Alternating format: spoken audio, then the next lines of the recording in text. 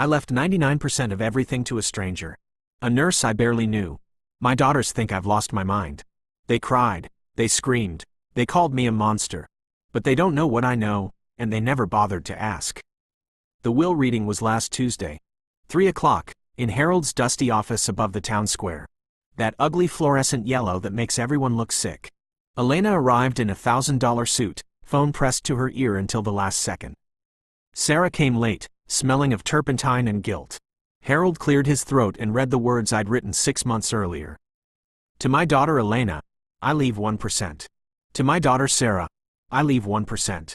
To Clara Hayes, I leave the remaining 98%, to be used at her sole discretion. Silence. Maybe 3 seconds. Then Elena stood so fast her chair tipped over. This is a joke. Some kind of sick test. I didn't answer. Her face turned white, then red, then almost purple. She's a lawyer. She makes her living arguing. But she had nothing to say I wanted to hear. Sarah started crying. Quiet. Wounded. The kind that makes you feel like garbage even when you know you're right. Dad, please, tell us this isn't real. It's real, I said. And it's final. Here's what they don't know. They don't know about the night I almost died. They don't know about the phone call they ignored. February 14, 2021. Valentine's Day. I'd felt off for weeks, shortness of breath, that dull ache in my left arm I kept telling myself was just old age. I was alone. My wife's picture sat on the nightstand. I remember thinking how tired I looked in the glass reflection. The pain hit at 11:47 p.m. I checked the clock before I collapsed. I managed to grab my phone and dial Elena first. 5 rings. Voicemail. Honey, it's Dad. I think I'm having a heart attack. I need help. Then Sarah. 4 rings. Voicemail. Sarah, it's your father. Please. I can't breathe. Call an ambulance. Neither called back. Not that night. Not the next morning. I remember crawling to the bathroom. The tile cold against my cheek. I remember thinking, this is how I die. Alone on the floor of a house too big for one man. The paramedics found me because a neighbor noticed my newspaper wasn't picked up. 3 days later, I was barely alive. At Pine Ridge Memorial, I spent 2 weeks in the cardiac unit. Elena showed up once, on the 3rd day. She stood at the foot of my bed for exactly 12 minutes, I counted, and spent most of it on her phone. The merger is falling apart, she said, like that explained everything. I'll come back when things settle down. She didn't come back. Sarah came once too. She sat by the window and cried about her art gallery rejection and how she couldn't afford rent. She asked if I could help her out. I wrote her a check for $5,000. She left 20 minutes later. But Clara? Clara was there every night. She worked the night shift. 11 to 7. She'd check my vitals, adjust my pillows. She didn't have to stay. She didn't have to talk to me. But she did. Those nights were the darkest I've ever known. The machines beeped in rhythms I couldn't understand. I was afraid to close my eyes, unsure I'd open them again. Clara would pull up a chair. She'd hold my hand. Not for medical reasons. Just because. Tell me about your wife, she said one night. So I did. I told her about Martha. About how we met at a coffee shop in 1985. About how she laughed at my first architectural sketches and told me they looked like a child's drawing. About how she made me better. Clara listened. She didn't interrupt. She didn't check her phone. You're lucky, she said. Not everyone gets to love someone like that. I asked about her life. She was a single mother of 2 boys. A nurse for 15 years. Her father died of a heart attack too, alone in a hospital room in Ohio. I promised myself no one would die alone on my shift, she said. That's when people are most scared. She didn't tell me about the charity then. That came later. But she told me enough. On my last night, I asked why she stayed. Why she held my hand when she had 100 other things to do. She looked at me with those tired, kind eyes. Because someone has to. My daughters never asked about my time in the hospital. They never asked about Clara. They never asked why I came out different than I went in. They just saw the will and decided I was crazy. So here I am, sitting in my study with the original document in front of me. The paper smells like Harold's cologne and old ink. My hand shakes when I touch it. They think they know everything. They think they're entitled to what I built. They think the story ends with their outrage and threats and talk of lawsuits. But they don't know about Clara's secret. They don't know about the pamphlet I found in her locker. The one that said, "No one dies alone," in faded blue letters. They don't know about the charity she's been running for 12 years. The one that costs her everything and gives her nothing but the satisfaction of holding someone's hand in the dark. And they don't know about the letter I found in Martha's old jewelry box. The one she wrote before she died, sealed in an envelope with my name on it. I didn't open it until last week. I wish I'd opened it sooner. I remember the darkness first. Not the kind you see when you close your eyes, but the kind that presses in on you from all sides, heavy and suffocating. I was in a bed, tubes taped to my arms, wires snaking across my chest. The machine next to me beeped in a steady rhythm, each pulse a reminder that I was still alive. The room smelled like antiseptic and old flowers. Someone had left a wilted bouquet on the windowsill, but I never found out who. Probably a neighbor. Definitely not my daughters. I'd had the heart attack 3 days earlier. They told me I nearly died on the operating table. I remember none of that. What I remember is the silence of the night shift, the way the fluorescent light in the hallway cast a sickly yellow glow under my door. And I remember the loneliness. It crept in like a chill, settling deep in my bones, making the blankets feel thin and useless. It was a Tuesday. I know because I asked the nurse. She said, "It's Tuesday, Mr. Pendleton. You've been asking that every hour." That was the first time I heard her voice. Soft, calm, like she had all the time in the world. I turned my head, and there she was. Mid-40s, brown hair pulled back in a loose ponytail, dark circles under her eyes. A name tag, Clara Hayes, RN. She was checking my IV, her fingers gentle against my skin. I watched her for a moment, and something cracked inside me. Not my ribs, but something deeper. The pressure in my chest shifted, like a dam about to give way. "Where are my daughters?" I asked. She paused, looked at me with those tired eyes. "They came by the first night. You were unconscious. They stayed for about 20 minutes. 20 minutes. I'd been in the hospital for 3 days. They lived 2 hours away. They had jobs, sure. They had lives. But they also had a father who was dying. I thought of Elena, always buried in her legal briefs, and Sarah, forever distracted by her phone. 20 minutes. That was all I was worth. They called this morning," Clara added. "They said they'd try to come this weekend if work allows." Weekend. It was Tuesday. I did the math in my head. 4 more days. Maybe. I clenched my jaw, feeling the anger rise hot and bitter in my throat. Then it faded, leaving only a hollow ache. I didn't say anything. I just stared at the ceiling, counting the tiles. 1, 2, 3. Clara finished her check and stood there for a moment. Then she pulled up a chair and sat down. The legs scraped against the linoleum, a sound that seemed too loud in the quiet room. "I have a few minutes," she said. "If you want to talk. Or just sit. No pressure." I didn't want to talk. But I didn't want to be alone either. So I nodded, and she stayed. She didn't say a word. She just sat there, her hands folded in her lap, looking at me with a calm that I couldn't understand. Her presence was a small anchor in the drifting darkness. That night was the first of many. Every night, around midnight, she'd come in. She'd check my vitals, adjust my pillows, and then she'd sit. Sometimes she'd read a book. Sometimes she'd just watch the machines. She never asked me for anything. The steady rhythm of her breathing became a counterpoint to the beeping monitors. Meanwhile, my daughters called once. Elena talked for 5 minutes about how stressful her job was, how she was in the middle of a big case. Sarah sent a text with a heart emoji. That was it. I stared at the phone screen after the call ended, the glow fading into the dark, and felt a cold certainty settle in my gut. On the 5th night, I couldn't take it anymore. The silence was too loud. I asked Clara, "Why do you sit with me? You must have other patients. Other things to do." She looked at me with those tired, kind eyes. "Because someone has to." I felt a lump in my throat. It was so simple, so honest, it cut through every wall I had built. I didn't know what to say. So I asked her name. She told me Clara Hayes. I made her spell it out. "Clara," I said, tasting the name. "Thank you." She smiled. It was a small smile, barely there, but it was real. Nothing like the forced smiles of my daughters when they wanted something. That smile was a gift, freely given. That night, I learned something about myself. I had spent my whole life building things. Houses, buildings, a company. I thought that was what mattered. But lying in that hospital bed, with a stranger holding my hand in the dark, I realized I had built nothing that lasted. I was 64 years old, and the only person who sat with me in my darkest hour was a woman I didn't know. The next night, I asked her why she became a nurse. She hesitated. Her hands stilled on the IV line. The silence stretched, and I thought she wouldn't answer. Then she said, "Because my father died alone. I promised myself no one would die alone on my shift."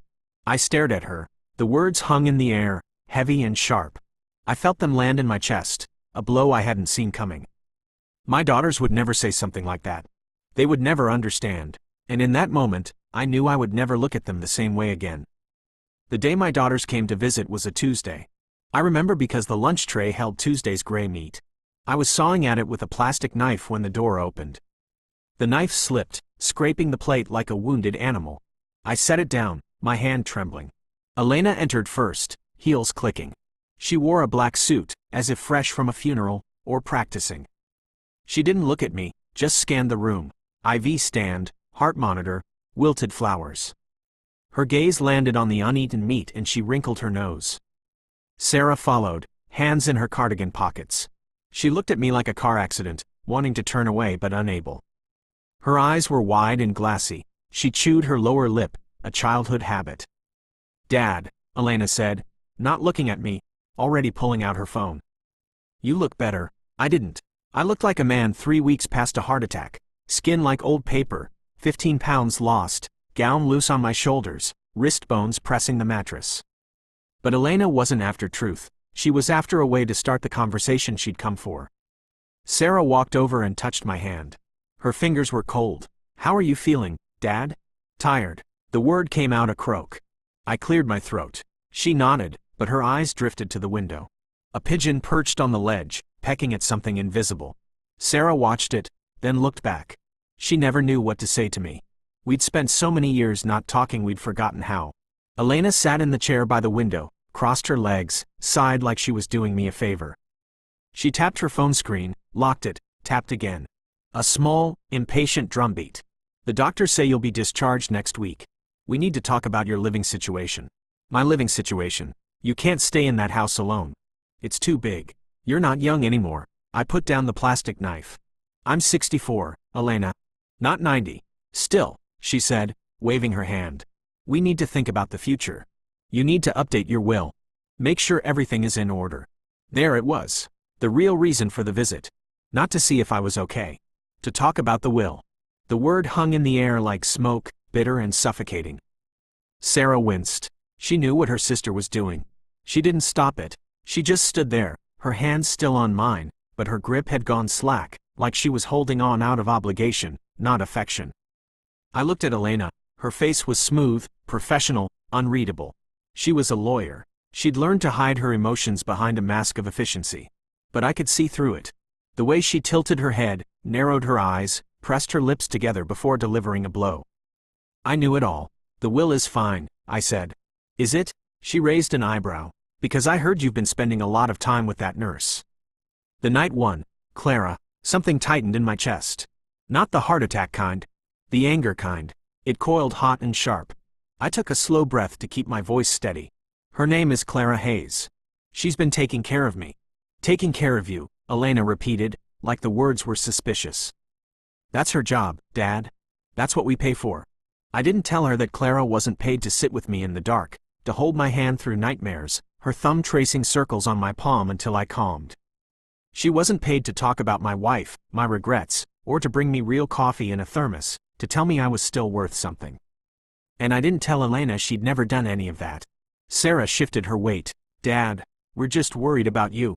That's all. Are you?" She didn't answer. She couldn't. Her eyes dropped to the floor, and she pulled her hand away, tucking it back into her cardigan pocket. The silence stretched. Elena checked her phone. Sarah looked at the floor. I looked at both of them and felt a coldness settle in my bones. This was my family. 2 daughters who saw me as a problem to be solved, a document to be updated, a burden to be managed.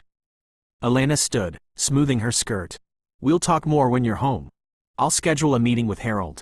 We need to get this sorted." She didn't kiss me. She didn't say goodbye. She just walked out, heels clicking down the hallway like a countdown.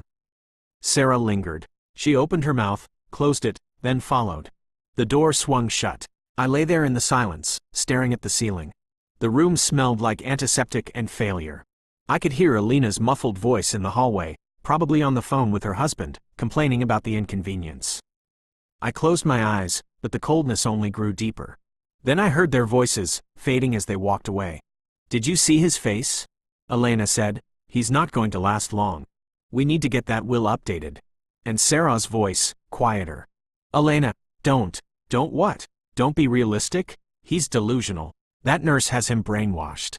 We need to act before it's too late." Their footsteps faded. I didn't move. I didn't cry. I just lay there, feeling the cold settle deeper into my bones. The heart monitor beeped its steady rhythm, a mechanical heartbeat that sounded hollow and empty. And in that moment, I made a decision. I was going to change everything. I spent the next 2 weeks recovering, but my mind wasn't on healing. It was on Clara. Every night she came in, checked my vitals, adjusted my pillows. Her hands were gentle but efficient, never lingering. She asked about my day, my life, my work. She never asked about my money. She never mentioned the daughters who didn't call. I started paying attention. The way she moved, quiet and efficient, like a ghost with purpose. The way she talked to the other patients, her voice soft and patient, never rushed. The way she stayed after her shift ended, just sitting with old Mr. Patterson in room 312, holding his hand while he slept. I watched her through the crack in my door one night. She didn't know I was watching. She just sat there, humming a lullaby I didn't recognize, her thumb tracing circles on his papery skin. That was the first clue. One night, I asked her to grab something from my locker. "I had left a book there," I said. She hesitated, then nodded. When she came back, she was holding the book, but her face was different. Flushed. Embarrassed. Her eyes darted away from mine. "You okay?" I asked. "Fine," she said, but she tucked something into her pocket. A piece of paper. I saw the corner of it, worn and faded, the edges soft from handling. I didn't push, but I remembered. The next day, I asked the day nurse if I could walk to the locker room. She helped me down the hall, my legs shaky, my hand gripping the rail. The floor tiles blurred beneath me. When we got there, I asked her to wait outside. "I needed a moment," I said. She nodded and stepped out. I found Clara's locker. It wasn't locked. I know, it was wrong. An invasion of privacy. My hand hesitated on the latch. But I had to know. Something about her kindness felt too deliberate, too intentional. I needed to understand. Inside, I found a worn-out pamphlet. The paper was yellowed, the corners frayed, creased from countless folds. In faded blue letters, it read, "No one dies alone." I opened it. Inside was a mission statement. A list of names. A schedule. It was a charity. A small one, run by a handful of volunteers. They sat with terminal patients who had no family. They held their hands, read to them, played music. They made sure no one died alone. Clara was the founder. I stood there, holding that pamphlet, my hands shaking. The hallway was quiet. The fluorescent lights hummed. I felt something crack open in my chest, something I hadn't felt in years. Admiration. I closed the locker and walked back to my room. I didn't tell anyone, but that night, when Clara came in, I looked at her differently. She wasn't just a nurse. She was something more. "Clara," I said. She looked up from the chart, her pen hovering. "Thank you," I said. "For everything." She smiled that small, real smile. "It's my job, Mr. Pendleton." "No," I said. "It's not." She didn't answer. She just finished her rounds and left. But I saw her pause at the door. Saw her shoulders lift slightly, as if she was steadying herself. But I knew. Over the next few days, I gathered more information. I asked the other nurses about her. They told me she worked double shifts, never complained, always stayed late. They told me about the charity, how she funded it herself, how she never asked for help. One nurse, a young woman named Rachel, lowered her voice. She sold her car last year. Took the bus. Just to keep the charity going. I started making calls. I called Harold, my lawyer. I asked him to look into Clara Hayes. He found the charity, registered as The Last Hand. It was legitimate. It was small. It was dying for lack of funding. And I knew what I had to do. But it wasn't just about the money. It was about the lesson. My daughters needed to understand what I saw in Clara. They needed to see that kindness wasn't weakness. That compassion wasn't a transaction. I wrote a new will. I left 99% of everything to Clara, in trust for her charity. I left 1% to my daughters, with a letter. A letter I hadn't written yet. Because I needed to find the right words. I needed to tell them about their mother. Martha knew. She always knew. Before she died, she wrote me a letter. I found it in her jewelry box, buried under old necklaces and forgotten earrings. I opened it last week, after the will was signed. In it, she said, "Arthur, our girls are going to struggle with greed. It's my fault. I spoiled them. But you can fix it. When the time comes, teach them. Make them understand. Use whatever you have to." I cried when I read it. I cried the way I hadn't cried since her funeral. The tears soaked the paper, blurring her handwriting. So here I am, sitting in my study, the will in front of me, the letter in my hand. I know what I have to do. I have to make them understand. I have to show them that Clara is not the enemy. She's the mirror, and when they look into that mirror, they'll see exactly who they've become. The question is, will they be brave enough to look? The attic smells like mothballs and regret. Dust motes float in the slanted afternoon light, catching the sun like tiny, forgotten souls. I'm sitting on an old trunk, my wife's jewelry box open beside me, the faded letter trembling in my hands. The wood of the trunk creaks under my weight, a sound I've heard 1,000 times, but today it feels like a complaint, like the house itself is tired of holding secrets. I've read it 12 times since I found it last week. Each time, it cuts deeper. Martha's handwriting is still familiar, the loops and curves of a woman who wrote love letters and grocery lists with the same care. The paper is yellowed, brittle at the edges, like it's been waiting for me to find it. I run my thumb along the fold, feeling the fragility of the page, the weight of her words pressing into my skin. "Arthur," it begins. "If you're reading this, I'm gone. And I'm sorry I couldn't say this to your face." I wipe my eyes with the back of my hand. The words blur and reform, swimming in the dim light. I take a breath, slow and deep, and force myself to focus. The air tastes like old wood and dust, and something else, something sweet, like the faint trace of her perfume that still lingers in the corners of this house. I know our daughters. I know the world has made them hard. I spoiled them. I know. I gave them everything, and I taught them to expect more. That's my fault, but you can fix it. A tear lands on the paper, darkening a corner of the letter. I don't brush it away. I let it soak in, staining the page like a wound. My chest tightens, and I feel the old familiar ache, the guilt I've carried for years, the weight of every missed birthday, every school play I worked through, every promise I broke with a check instead of my presence. I thought I could buy their love, their forgiveness. I thought money would fill the gaps I left behind. When the time comes, teach them. Make them understand. Use whatever you have to. I trust you, Arthur. You were always the strong one. You built everything from nothing. Now build this lesson for them. Don't let them become the people I fear they're becoming. I remember the day she wrote this. She was in the hospital, the same one where I almost died. She knew she was fading. She held my hand and made me promise to take care of the girls. I promised. I thought I was keeping that promise by giving them money, by bailing them out, by never saying no. I thought I was protecting them from the world I had to fight through. But I was only protecting them from the consequences of their own choices. I was wrong. The attic creaks around me. I can hear the wind outside, rattling the old windows. The house feels empty, even though I live here alone. It's been empty since Martha died. My daughters filled it with noise, but never with warmth. They came for holidays, for handouts, for the comfort of knowing I was still here to catch them when they fell. But they never stayed. They never asked how I was doing. They never saw the empty chair at the dinner table. I looked down at the letter again. Use whatever you have to. That's what I'm doing. The will isn't revenge. It's not even about Clara. It's about Martha's final wish. She knew the girls would fight. She knew they'd be angry. She knew they'd call me a monster. I can already hear Alina's voice, sharp and cold, accusing me of betrayal. But I've been called worse. I've called myself worse. But she also knew they'd learn. If they let themselves.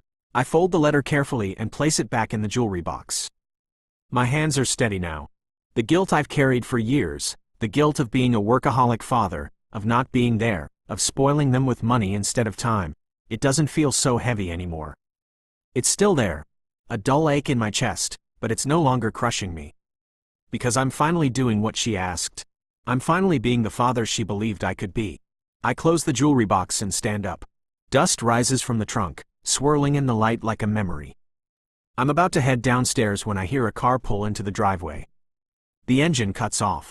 A door slams, hard and impatient. I walk to the attic window and look down. It's Alina's black sedan, She's alone, standing by the car, staring at the house with her arms crossed. Her jaw is tight, her posture rigid. She didn't call first. She never does. She expects me to be here, waiting, ready to give her whatever she wants. I watch her for a moment, then turn back to the stairs. My hand rests on the banister. The letter is still in the jewelry box, but its words are burned into my mind. I know what I have to say to her. I know she won't believe me, but I have to try. Because Martha trusted me to finish what she started. And I'm not going to let her down again. I walked into Harold Henderson's office at exactly 10 a.m. The place smelled like old books and stale coffee, the same smell it had when I came here to sign my first mortgage 30 years ago. Back then, my hands had been steady. Now they trembled as I closed the door behind me. Harold was already behind his desk, reading, glasses perched on his nose, a yellow legal pad in front of him. A half-empty mug sat by his elbow, steam curling up like a question mark. He looked up when I sat down. The leather chair groaned under me. "Arthur, you sounded serious on the phone." "I am." He studied me for a moment. We'd known each other for decades. He'd been at Martha's funeral. He'd seen me at my lowest, weeping into my hands while the priest said the final prayer. But he'd never seen me like this, jaw set, spine straight, a folder clutched in my fingers. I could tell he was trying to read me, searching for the grief he expected. He didn't find it. I didn't give him time to guess. "I want to change my will." He nodded slowly, like he'd been expecting this. "What are we changing?" "Everything." I pulled out the folder I'd brought. Inside was a handwritten list of my assets, a summary of my estate, and a name. Clara Hayes. I slid it across his desk. The paper whispered against the wood. Harold picked it up. He read it once. Then he read it again. His eyebrows rose, just slightly, the only sign of surprise he allowed himself. He set the paper down and took off his glasses, cleaning them with a handkerchief from his pocket. The gesture felt deliberate, a pause to gather his thoughts. "Arthur," he said, setting the paper down. "This says you want to leave 99% of your estate to a woman named Clara Hayes." "A nurse." "That's right. And the remaining 1% to your daughters." I nodded. My throat tightened, but I swallowed it down. He took off his glasses and rubbed his eyes. "Can I ask why?" "No." He looked at me, not angry, not offended. "Just curious. You're my client. I don't need to approve your decisions. But I need to make sure you understand the consequences." "I understand them. Your daughters will contest this. They'll say you were under duress, or that you weren't of sound mind. They'll drag Clara through the mud. They'll drag you through the mud." I thought about Alina's face in the hospital room. The way she'd looked at me like I was already dead. The way she'd talked about the will before I'd even been discharged, her voice sharp, transactional, as if my life were just paperwork waiting to be sorted. A cold knot tightened in my chest. "Let them try." Harold leaned back in his chair. The leather creaked. He picked up his pen and tapped it against the desk, a slow, rhythmic sound. "You're sure about this?" "I've never been more sure of anything in my life." He studied me for another long moment. The clock on his wall ticked. I counted the seconds, 1, 2, 3, waiting for his next words. Then he nodded. "All right, I'll draft the documents. But I want you to think about something."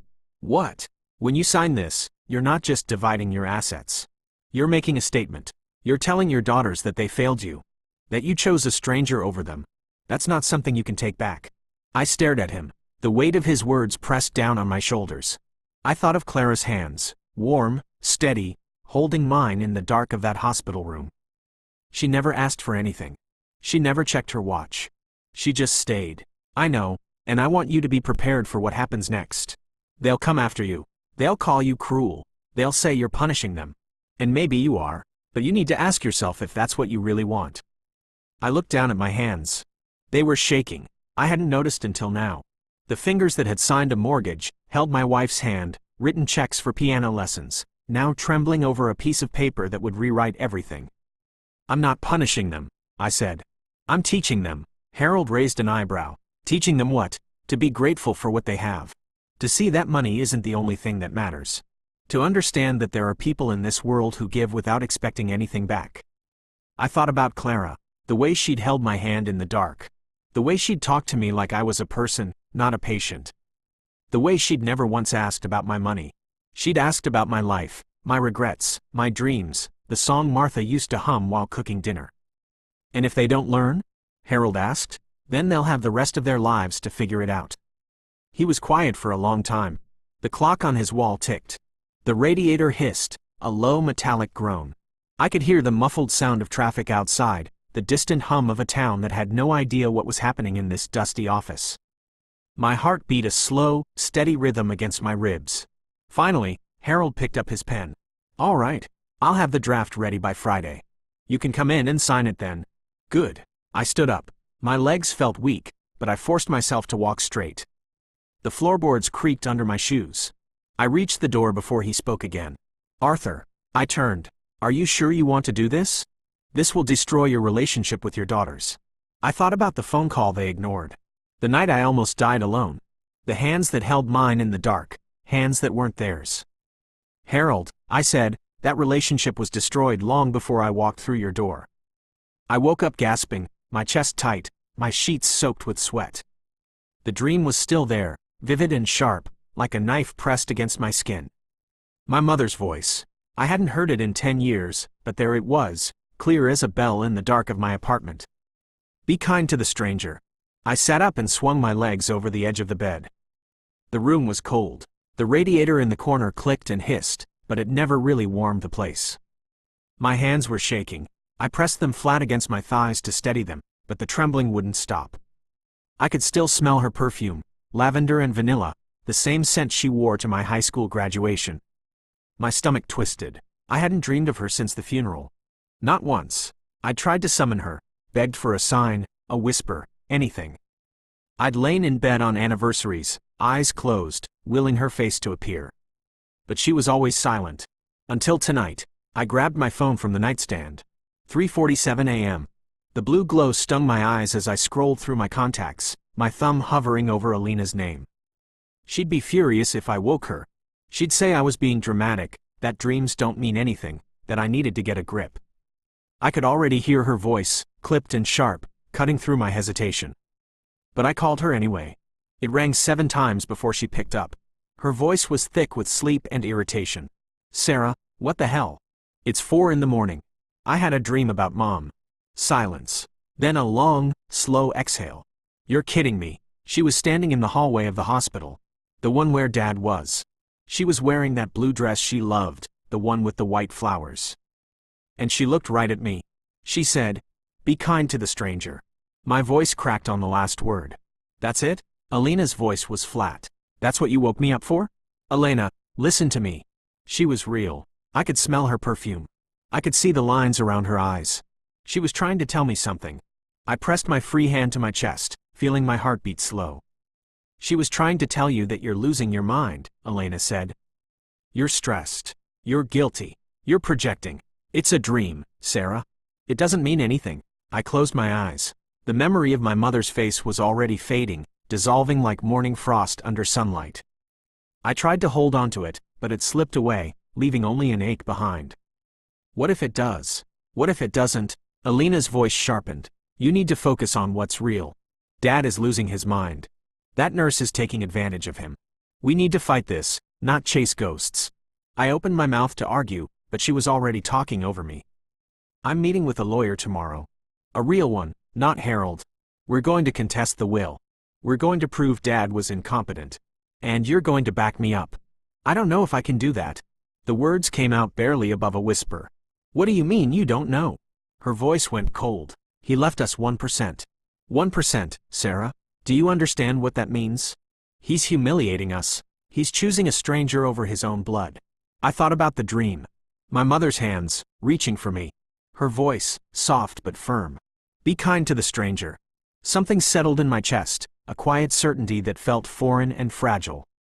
"Maybe he has a reason," I said. "A reason?" Elena laughed, but there was no humor in it. "There's no reason good enough for this. You're being weak. You've always been weak. That's why you're a starving artist living in a shoebox apartment. That's why you can't even stand up to Dad." The words hit like a slap. I felt the sting spread across my face, even though she wasn't there. My throat tightened. I wanted to defend myself, but nothing came out. I just sat there, gripping the phone, my knuckles white. "I'll call you tomorrow," she said. "We'll talk when you've had some sleep. And Sarah, stop dreaming. It's not helping anyone." She hung up. I sat there in the dark, holding the phone, listening to the silence. The radiator hissed. The wind rattled the window. The dream was gone now, but the feeling lingered, a warmth in my chest, a certainty that I couldn't explain. I pulled my knees to my chest and let out a shaky breath. I got up and walked to the kitchen. My mother's old photo was on the fridge, held up by a magnet shaped like a paintbrush. She was smiling in that photo, her head tilted, her eyes bright. She looked like she knew something I didn't. I remembered the day it was taken, a picnic in the park, the summer before she got sick. I touched her face with my fingertip. "What do I do?" I whispered. The photo didn't answer, but I felt something shift inside me, a small crack in the wall I'd built around my doubt. I didn't know if I could stand up to Elena. I didn't know if I could question my father. But I knew I couldn't ignore my mother's voice. I grabbed my keys in my coat. The sun was starting to rise, a pale gray light creeping through the blinds. I had to see him. I had to ask him why. I drove to my father's house with the dream still ringing in my ears. I left 99% of everything to a stranger. A nurse I barely knew. My daughters think I've lost my mind. They cried, they screamed, they called me a monster. But they don't know what I know. They don't know about the night I almost died, and the phone call they ignored. They don't know about the hands that held mine in the dark, hands that weren't theirs. So let me tell you the story. From the beginning, before you judge me, before you side with them, listen. You might just understand why I did it. Or maybe, you'll realize I'm not the monster they think I am. I'm sitting in Harold's office now, the smell of old paper and dust filling my lungs. The clock on his wall ticks, slow and deliberate, like it's counting down to something inevitable. My daughters are here. Elena sits across from me, arms crossed, her jaw tight. She's wearing a black suit that cost more than most people make in a month. Sarah is next to her, fidgeting with the sleeve of her cardigan. She won't look at me. Harold clears his throat. He's an old man, past 70, with thick glasses and a voice that sounds like gravel. He's been our family lawyer for 30 years. He handled Martha's will. He knows everything. "I'll read it now," he says. Elena leans forward, her eyes narrowing. "Just tell us the numbers." Harold ignores her. He adjusts his glasses and begins. The words are dry, legal, meaningless. Then he gets to the important part. I watch his mouth move, but the sound fades. My chest tightens. This is the moment I've dreaded for months. I leave 99% of my estate to Clara Hayes, in trust for the operation and continuation of her charity, The Last Hand. The silence is absolute. I can hear my own heartbeat. Sarah stops fidgeting. Elena's face goes white, then red, then white again. Her fingers curl into fists on the armrests. "What?" she whispers, her voice cracking. Harold continues, his tone flat and professional. "The remaining 1% is to be divided equally between my daughters, Elena and Sarah Pendleton." Elena stands up. Her chair scrapes the floor, a harsh, grating sound that makes me flinch. "This is a joke." "It's not a joke," I say, my voice steady despite the tremor in my hands. She turns to me, her eyes blazing. "You're giving everything to a nurse? A stranger? Do you have any idea what you've done?" Her voice rises, shaking with fury. "We're your daughters. We're your blood. I know exactly what I've done." Sarah looks at me, tears streaming down her face. Her shoulders shake. "Dad, why?" she whispers, her voice barely audible. I don't answer. "Not yet. I can't. Not here." Elena slams her hand on the desk. The papers jump. Harold's glasses slip. "We'll contest this. This is insanity. You're not in your right mind. Harold, you can't let this stand." Harold removes his glasses and wipes them with a handkerchief, slow and deliberate. "Your father was examined by 2 independent psychiatrists. He's perfectly competent." He puts his glasses back on and meets Elena's gaze. "And he's of sound mind. Then he's cruel." She spits the word like poison. I look at her, the anger I expected, the tears I expected, but I also see something else, fear. She's afraid of losing what she thinks is hers. She's afraid of being ordinary. I know that fear. I've felt it myself. "I have a letter," I say, reaching into my jacket pocket. Elena stops pacing. "What letter?" "From your mother." Sarah gasps. Elena freezes, her mouth open, her eyes wide. "She wrote it before she died," I continue, my voice softer now. "She sealed it and gave it to me. She told me to open it when the time was right." Elena laughs, a bitter, hollow sound that echoes off the walls. "You're lying. You're making this up to justify your little revenge." "It's not revenge. Then what is it? I pull out the envelope. It's yellowed, worn at the edges. Martha's handwriting is still clear, elegant and sure. It's a lesson. Elena stares at the envelope like it's a snake about to strike. Sarah wipes her eyes, her gaze fixed on the paper. Read it, I say. Both of you. Then you'll understand. Elena shakes her head, backing away. No. I don't need to read anything. I know what this is. It's a manipulation. You've been brainwashed by that nurse, and now you're trying to drag Mom into it. Elena, please, Sarah whispers, reaching out to her sister. Don't. Elena points at me, her finger trembling. You're dead to me. Both of you. We'll see you in court. She grabs her purse and storms out. The door slams behind her, rattling the glass. The sound echoes in the silence. Sarah stays. She looks at me, then at the envelope in my hand. Her eyes are red, her face blotched with tears. Can I read it? She asks, her voice small. I hand it to her. Her fingers tremble as she takes it, holding it like it's made of glass. I'm sorry, Dad, she says. For everything. She leaves. The door closes softly, clicking shut. I sit alone in Harold's office. The clock ticks. The dust swirls in the light. I close my eyes and see Martha's face, hear her voice, feel her hand in mine. Are you sure about this? Harold asks, his voice gentle. No, I say, opening my eyes. But I'm doing it anyway. Because Martha trusted me to finish what she started. And I'm not going to let her down again. I didn't see them again until the reading of the will. Harold's office smelled like old paper and dust. The kind of dust that settles into everything over decades, becoming part of the furniture, part of the air you breathe. My daughters sat across from me, their faces tight with anticipation. Elena had her lawyer voice ready, sharp and impatient. Sarah kept fidgeting with her sleeve, not meeting my eyes. The room was small, cluttered with books and files. A grandfather clock ticked in the corner, each second louder than the last. I could hear my own breathing, shallow and uneven. The document in front of me felt heavier than it should. My hands rested on the table, fingers splayed, and I noticed the veins standing out, the age spots I'd never paid attention to before. These hands had held them as babies, had signed checks for their education, had waved goodbye at airports. Now they trembled slightly, waiting. Harold cleared his throat. Before I read the will, Arthur has something he wants to share. Elena's eyes narrowed. What kind of games are you playing, Dad? Her voice was crisp, but I caught the faint crack at the end, a hairline fracture in the armor she wore so well. I pulled out the envelope from my jacket pocket. It was yellowed with age, the seal still intact. Martha's handwriting was faded but unmistakable. The same handwriting that had written grocery lists and birthday cards and love notes tucked into my briefcase. I ran my thumb over the ink, feeling the slight indentation where the pen had pressed into the paper. She'd written this in her hospital bed, the last week. I remembered the light coming through the window, how she'd paused to catch her breath, how her hand had shaken but never faltered. This is from your mother, I said. She wrote it before she died. Sarah's face went pale. The color drained so fast I thought she might faint. Elena's jaw tightened, a muscle twitching beneath the skin. She knew, I continued. She knew you would fight over my money. She knew what you'd become. And she asked me to do something about it. Elena laughed, but it was hollow, a sound that echoed off the walls and died. Mom's been dead for 10 years. You can't use her as an excuse for this insanity.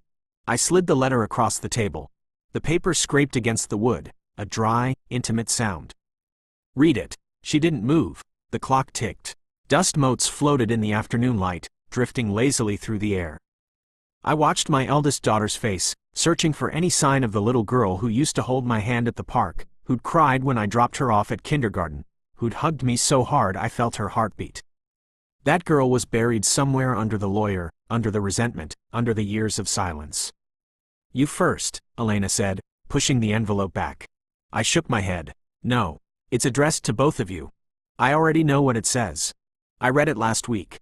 The memory of that night came back, sitting alone in my study, the letter shaking in my hands, Martha's voice echoing in my head. I'd wept for an hour. Then I'd folded it carefully and put it away, knowing this moment would come. Sarah reached for the envelope. Her fingers trembled as she broke the seal, pulling out the folded paper. The paper crackled, old and brittle. She began to read aloud, her voice barely a whisper. My darling girls, if you're reading this, it means your father has done what I asked him to do. I know this will be hard to understand. I know you'll be angry. But please, before you judge him, listen to what I have to say." She paused. Elena was staring at the wall, her arms crossed, but I saw her shoulders drop a fraction of an inch. "I watched you grow up. I saw how much your father gave you. Not just money, but time and love and patience. And I saw how you took it for granted. I saw how you treated him like an ATM, not a father. I saw it, and I didn't stop it.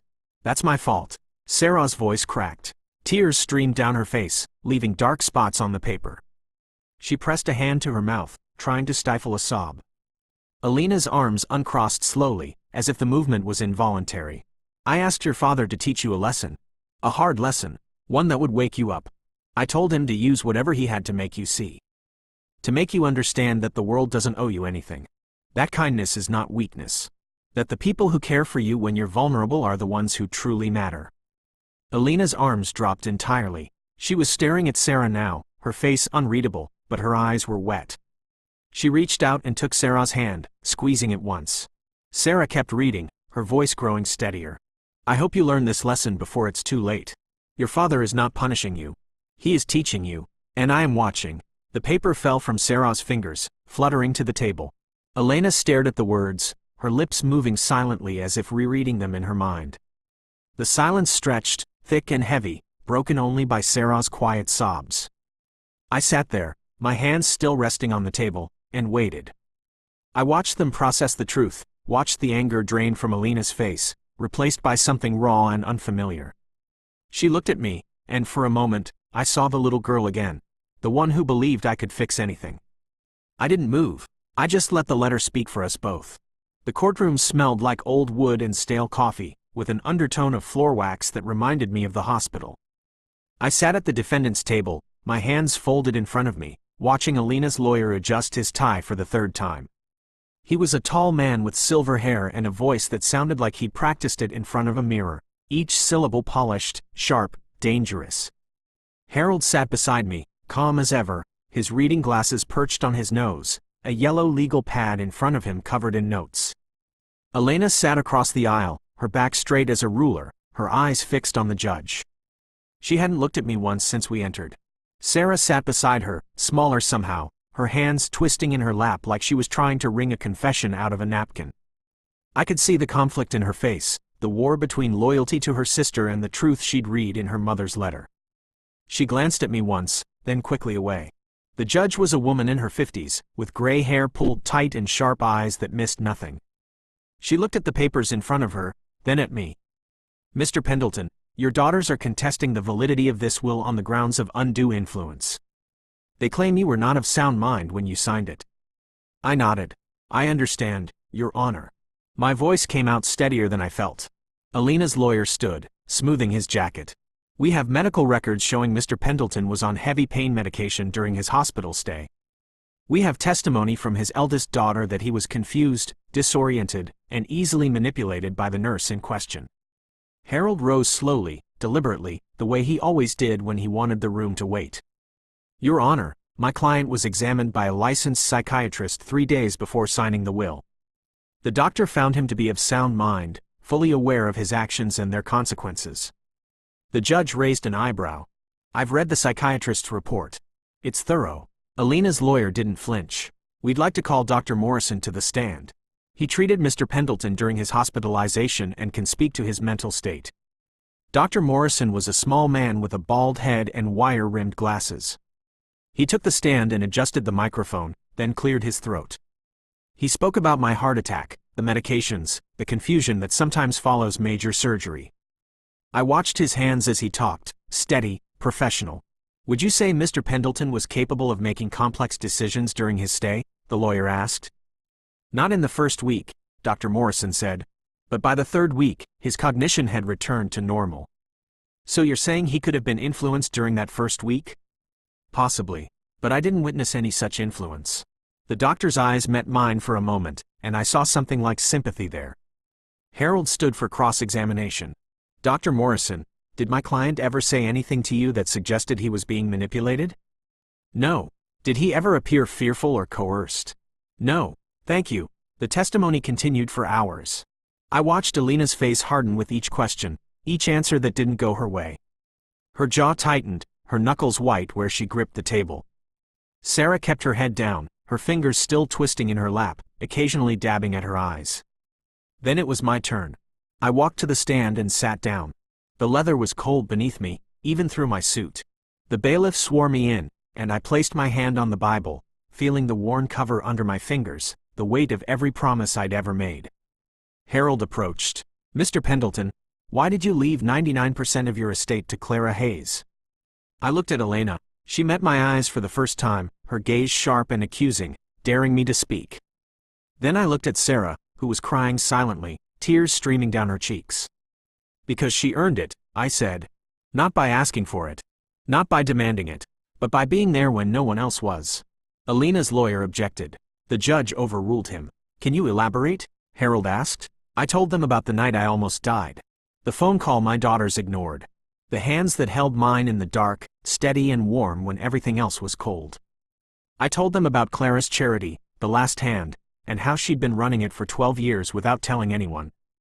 I told them about my wife's letter, the one that made me see everything differently. When I finished, the courtroom was silent. The judge looked at me for a long moment, then at Elena. I could hear my own heartbeat. "I've reviewed the evidence," she said. "The psychiatrist's report, the testimony, the letter from Mrs. Pendleton. I find no evidence of undue influence. Mr. Pendleton was of sound mind. The will stands." Elena's face went pale. She opened her mouth, closed it, then stood and walked out without a word, her heels clicking against the floor like gunshots. Sarah stayed, looking at me with wet eyes, her lips parted as if she wanted to speak. I stepped down from the stand. My legs felt weak, but my heart was steady.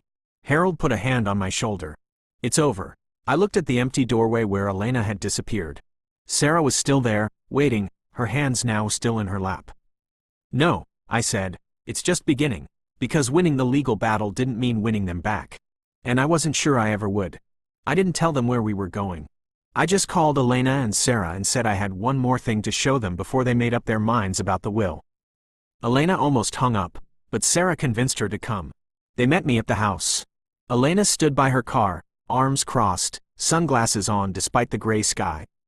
Sarah looked nervous, fidgeting with her keys. "Where are we going, Dad?" Sarah asked. "Just get in my car.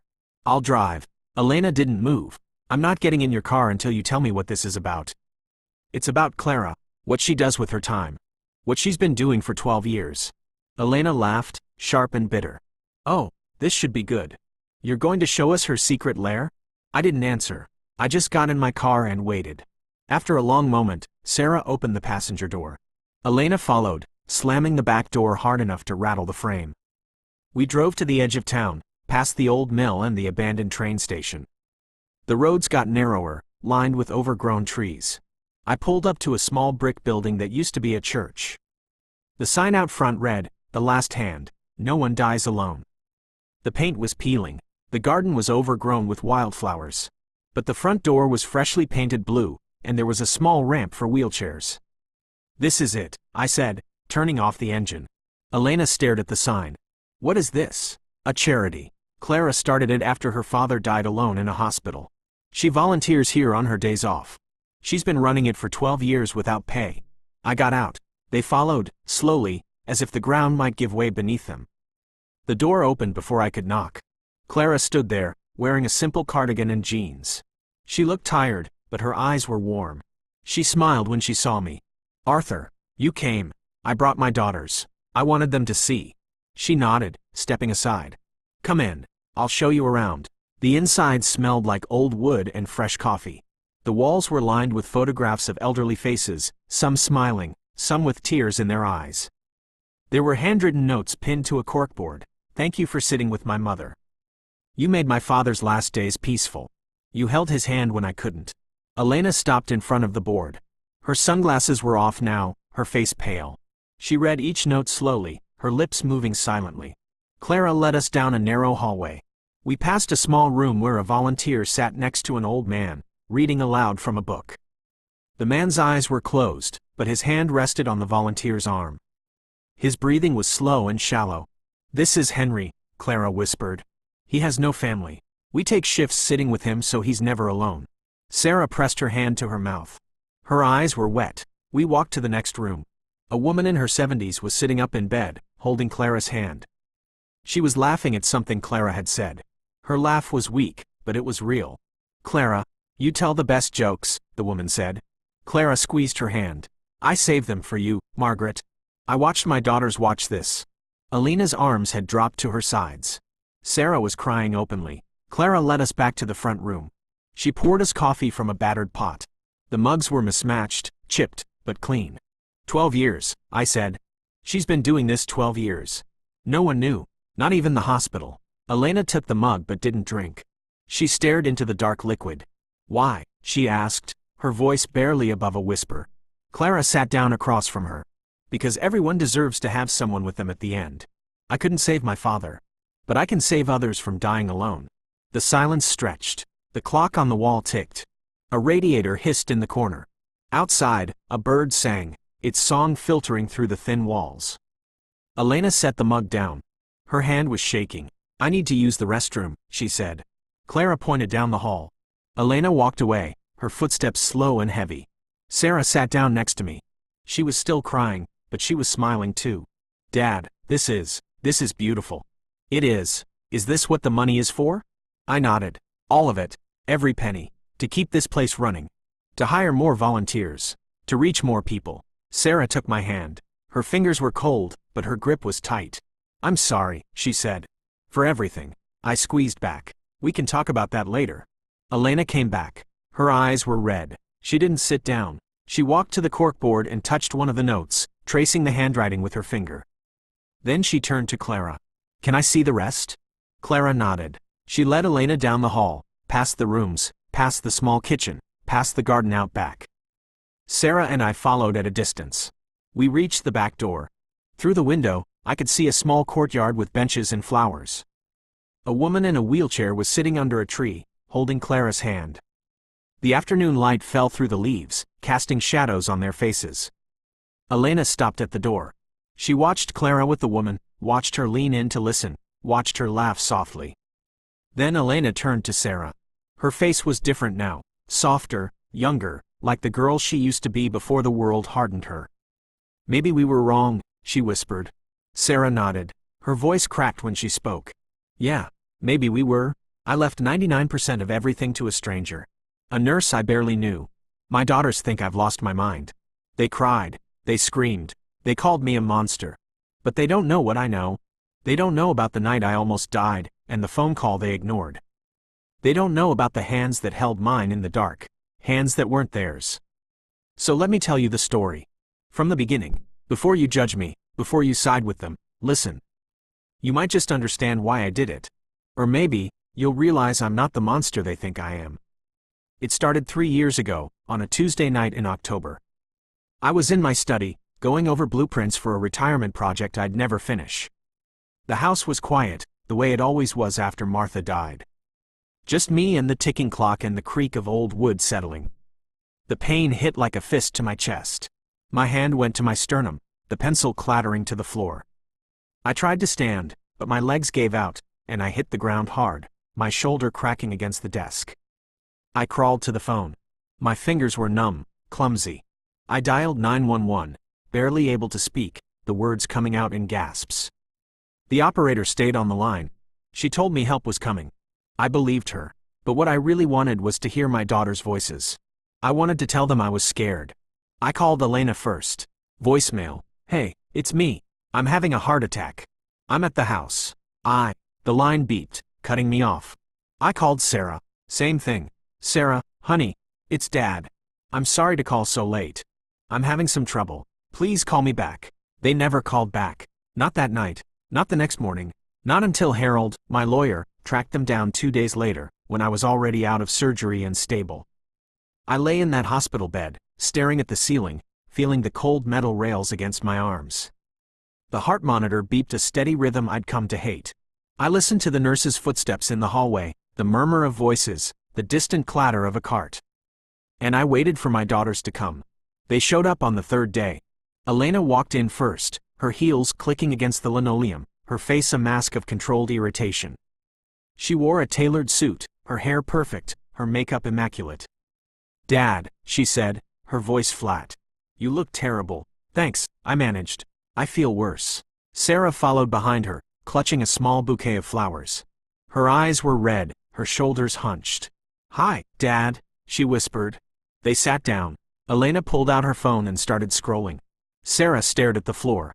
The silence was unbearable. The hum of fluorescent lights, the distant beep of another machine. So, Elena said, not looking up. What did the doctors say? How long are you going to be in here? A few more days. They want to monitor me. She nodded. And then what? You're going to need help at home. Are you going to hire someone? I don't know yet. You should, she said, her tone clipped. You can't live alone in that big house. Sarah looked up. I could come stay with you for a while. I don't have any projects right now. Elena shot her a look. You can't afford to take time off. You need to work. I can take a break, Sarah said, her voice small. No, you can't. You're barely making rent as it is. I watched them argue. Their voices faded into a dull hum, like static on a radio. I felt something cold settle in my chest, a heaviness that had nothing to do with my heart. They weren't here for me. They were here to assess the damage. They stayed for 20 minutes. 20 minutes out of the 3 days I'd been in the hospital. Elena made a few phone calls. Sarah fidgeted with her bouquet. They didn't ask about the surgery. They didn't ask about the pain.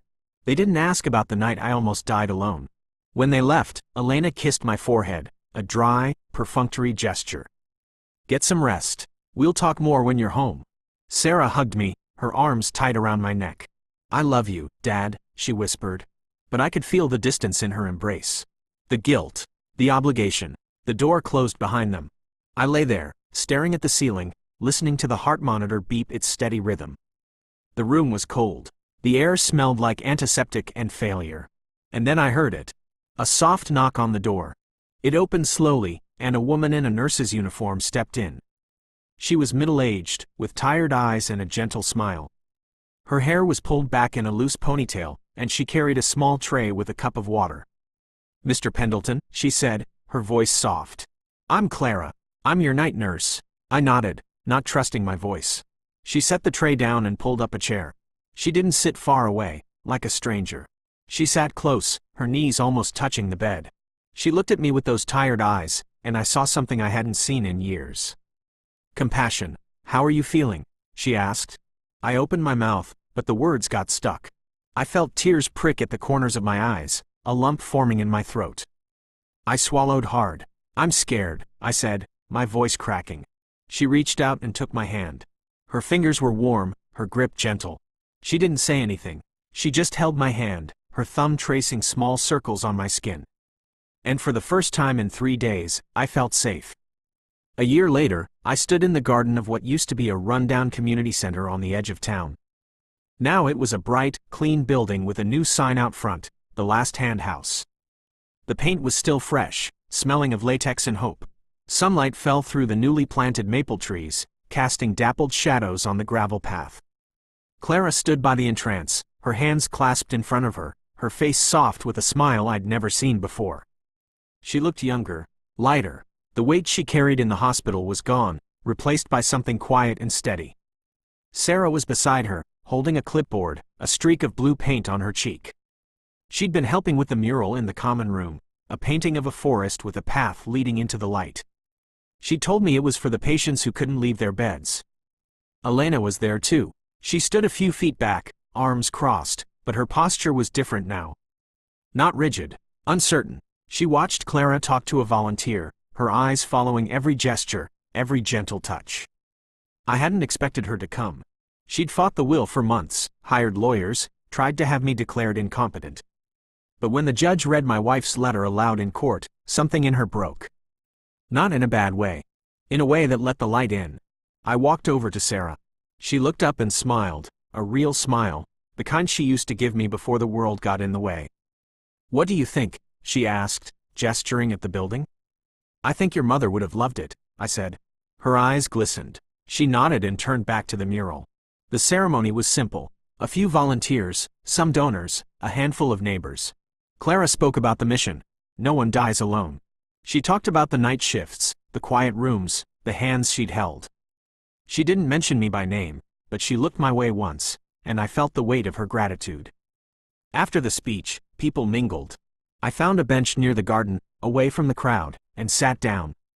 The sun was warm on my face. The air smelled like cut grass and fresh flowers. I closed my eyes and listened to the laughter, the chatter, the sound of something being built. A shadow fell over me. I opened my eyes. Elena was standing there, her hands in her pockets, her face uncertain. "Can I sit?" she asked. I nodded. She sat down next to me, leaving a foot of space between us. She didn't look at me. She looked at the building, at the people, at Sarah laughing with a volunteer. "I read Mom's letter again last night," she said. I waited. She was right. About everything. I was so angry at you, I couldn't see it. I thought you were punishing me. But you were teaching me. I didn't say anything. I just let her talk. I'm not saying I'm okay with all of this. But I'm trying. I'm trying to understand what she wanted. I reached over and took her hand. She stiffened for a moment, then relaxed. Her fingers were cold, but she held on. "Sarah's been helping Clara with the charity," I said. "She's good at it." Elena nodded. "I know. I've been coming to visit. Not often, but sometimes." I squeezed her hand. "That's more than I expected." She let out a shaky breath. Clara walked over, her shoes crunching on the gravel. She had a cup of lemonade in her hand and a smear of paint on her sleeve. "Arthur, you should see the new wing. The room with the big windows, it's perfect." I stood up slowly, my knees creaking. Elena stood too, still holding my hand, then let go. "Go ahead," she said. "I'll catch up." I followed Clara inside. The hallway was bright, with soft yellow walls and photographs of patients and volunteers. At the end of the hall was a large room with floor-to-ceiling windows overlooking the garden. The afternoon sun poured in, warm and golden. There were chairs arranged in a circle, a piano in the corner, and a bookshelf filled with worn paperbacks. "This is the family room," Clara said. "For the families who stay. For the ones who need a place to wait." I walked to the window and looked out. Sarah was showing Elena the mural. Elena was pointing at something, and Sarah was laughing. It was a small sound, but it carried. I thought of Martha. I thought of the letter she wrote, the one that changed everything. I thought of the promise I made to her, the one I had almost forgotten. I whispered it to myself, so quiet that only the window heard. I kept my promise. Clara came up beside me. She followed my gaze to the garden, to my daughters, to the light falling on their faces. "Thank you," she said, "for trusting me, for believing in something bigger than yourself." I shook my head. "You taught me. You showed me what kindness looks like when no one is watching." She smiled, that same small smile from the hospital, the one that was real. We stood there in silence, watching the afternoon unfold. The laughter grew louder. The sun climbed higher, and for the first time in years, I felt like I belonged somewhere. I looked at my daughters, now working together, and I saw Martha in their faces. I saw the hope she'd always carried. The story wasn't over, but it was finally beginning.